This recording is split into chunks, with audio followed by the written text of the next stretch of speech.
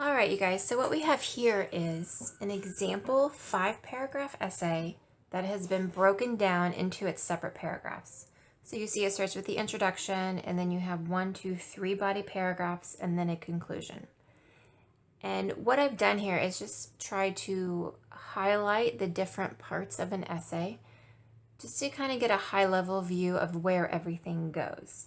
And in the next few lessons that we have in this course, we will look into these things more in depth, but this is just kind of an overview, okay? So the introduction here at the top, you always begin with an attention getter. There are different types of attention getters. You can start with a quote, with a funny story, with a question, a surprising statistic. There are many different types of attention getters, but you always want to start with that. After that, you will move on to explaining your attention getter.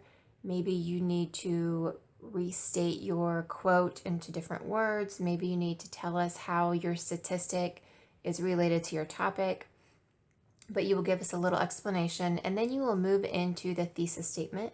Thesis statement is always the last sentence of the introduction. Okay, so that's our first paragraph, the introduction. And then all 3 body paragraphs are similar. They start with a topic sentence and they end with a concluding sentence. And in between is as many details and adjectives and specifics as you can give us.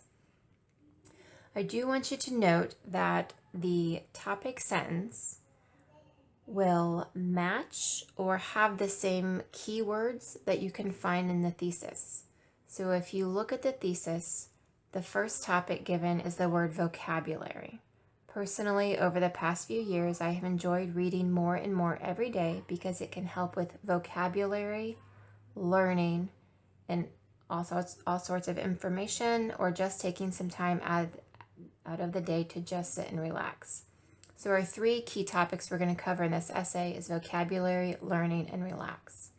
So then if you move down to body paragraph 1, you see that the first paragraph is about vocabulary.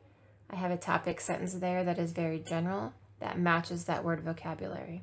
Then move down to body paragraph 2. And the second topic that we found in our thesis was learning information. So in the body paragraph 2 topic sentence, we have I have learned. And then the same for the third paragraph with relaxing. Now in that topic sentence, it says get away. So you can use synonyms as long as it's the same idea. Then down into the conclusion, you always have 3 things in the conclusion. You need a quick summary of your ideas, you need to restate your thesis, and then you need to end your conclusion with some sort of a final thought for the reader.